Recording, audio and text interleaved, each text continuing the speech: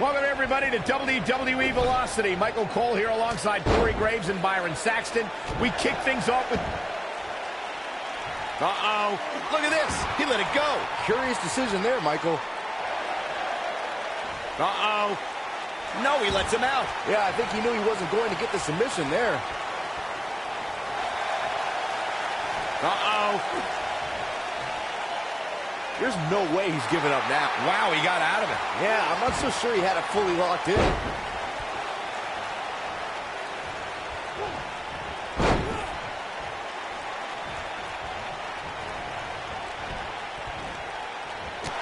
There he goes, crashing to the floor. All the way. What impact.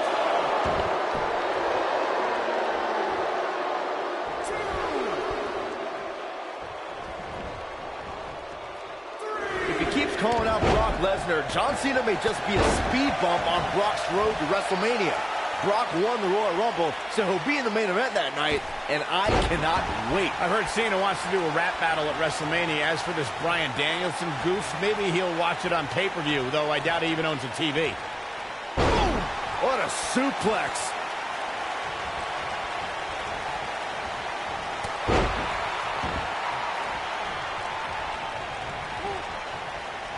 This Bryan Danielson guy looks a little nerdy, but apparently he's got a pretty impressive pedigree.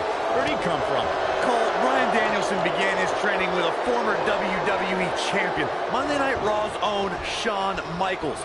Before his big comeback, HBK actually started a wrestling school, and we're seeing one of its graduates.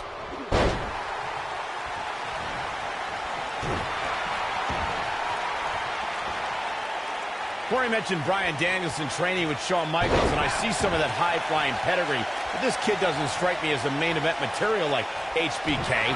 Anything else about his training?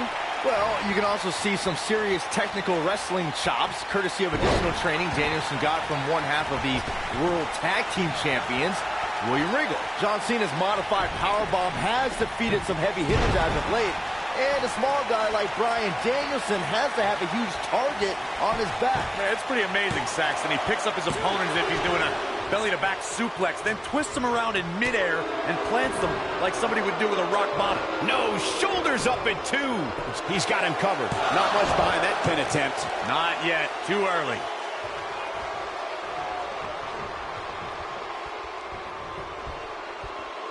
Suplex!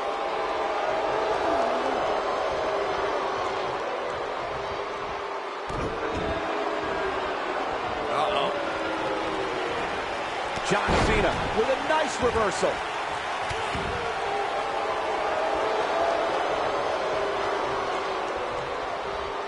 Belly to belly. Oh my goodness, crushing it. This could do it. Gonna take more than that. Oh man, right to the arm. Hyperextend your elbow. John Cena has shown his strength during the early going, getting the upper hand on Danielson. Yeah, Danielson's got some technical skill, but he's starting to be overwhelmed by Cena's brute force. I can tell you with all certainty that he did not anticipate his opponent mounting any sort of comeback here, and it looks like he...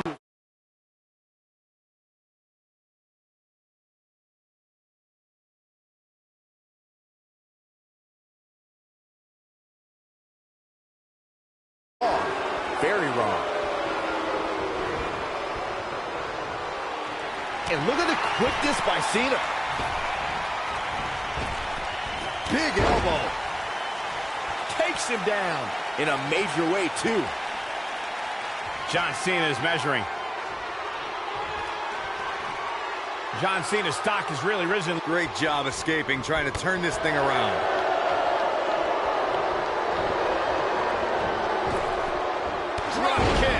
Hits the mark. This is what makes him one of the best in the business. He goes for the cover. It's going to take a lot more than that to keep him down. Not yet.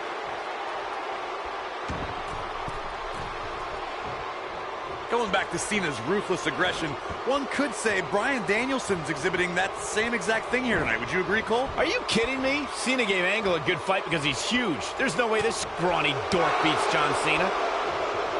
Clothesline!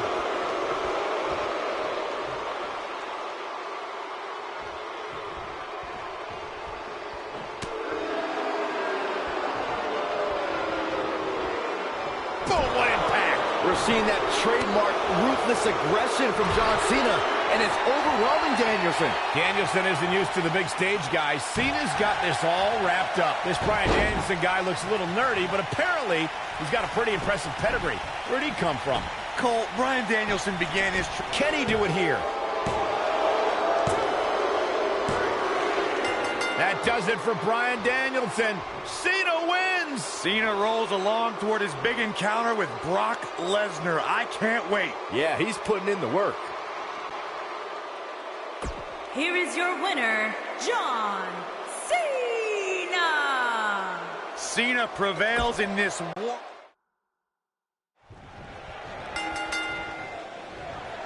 Welcome, everybody, to WWE Velocity. Michael Cole here alongside Corey Graves and Byron Saxton.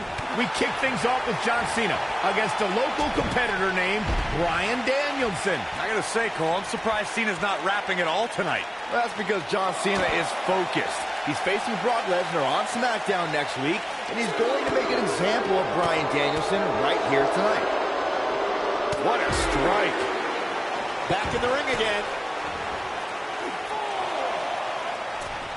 He paid for that one. Oh, man.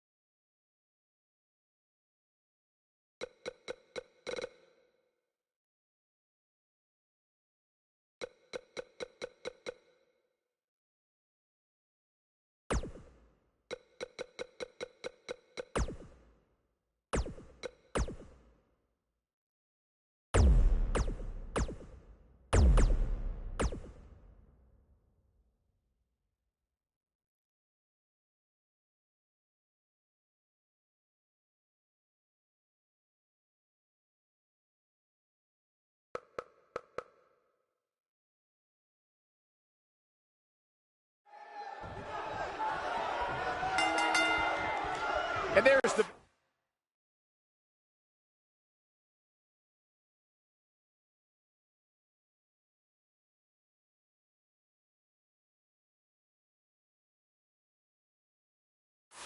And here we go. This is the type of battle that...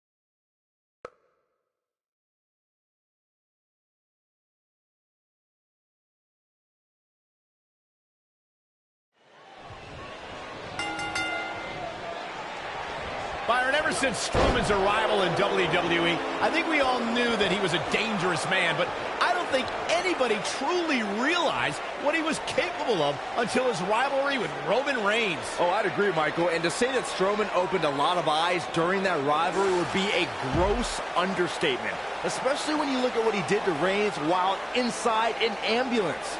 And guys, you can almost literally feel the electricity in the air for this Hell in a Cell match. Guys, we absolutely have to elaborate more on Strowman in the ambulance. Remember, not only did Strowman brutally assault Reigns to put him in the ambulance, he followed it up by literally tipping the ambulance over. With Reigns inside of it. And you know what? It's a miracle that Reigns didn't suffer career-ending injuries that night. This might be it. Oh, my. You gotta believe this one's over. Attack to the midsection. Beautiful technique.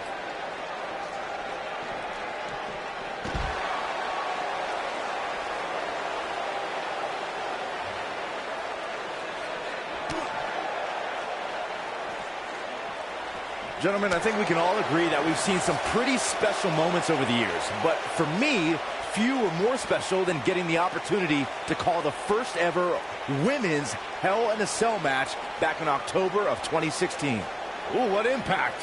Oh!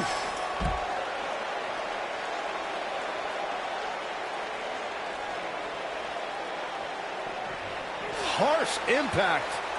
Recalling that first ever women's Hell in a Cell match, I gotta say, the ovation Sasha Banks received that night was among the loudest I've ever heard, but I didn't remember you actually calling the match.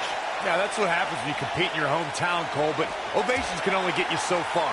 And in the end, it was Charlotte walking away with the win, not Sasha. Beautiful technique. Harsh impact.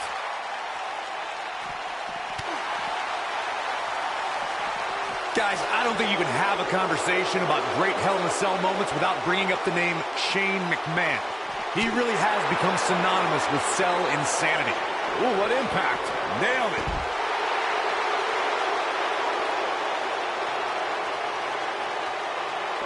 Oh!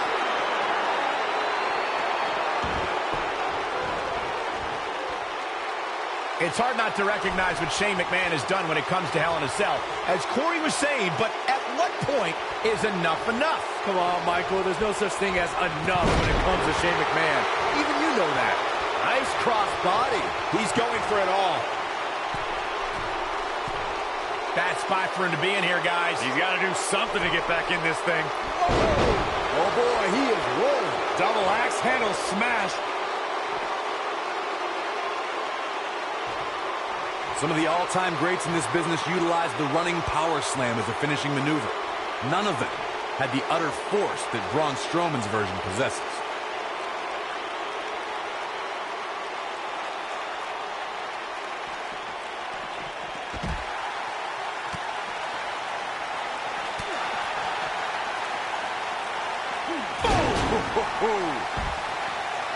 The running power slam from Braun Strowman shows this mammoth's incredible athleticism and raw power. A lot more than the match could be over after Strowman drops you with that maneuver. Being put in Braun Strowman's running power slam is like being picked up for a ride in an amusement park that purposely makes a crash landing. Of course, guys, we all remember the 1998 battle between Mankind and Undertaker. And all these years later, fans still refer to it as one of the greatest Hell in a Cell matches.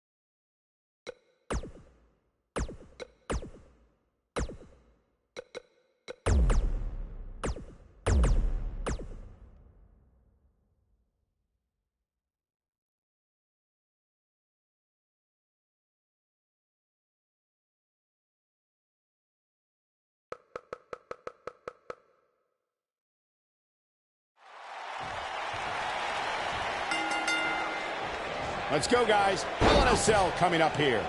And I think it's safe to say that these competitors will never be the same after this Hell in a Cell match. The monster among men doesn't ask for permission nor ask for forgiveness. He simply destroys whatever lays in his path. Braun Strowman is a Leviathan, Saxton, and sports entertainment has never experienced brute force like this from one human being. You gotta believe this one's over. Oh, nasty impact. Ooh, what a stomp. Good grief. Boom, what impact. Straight right. Good night. Gut-wrench suplex. Making it look easy.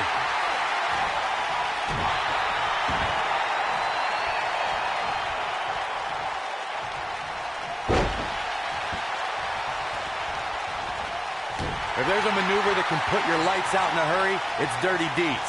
The double arm DDT from the Lunatic Fringe is awesome. This match has the potential of breaking down out here near the steel structure.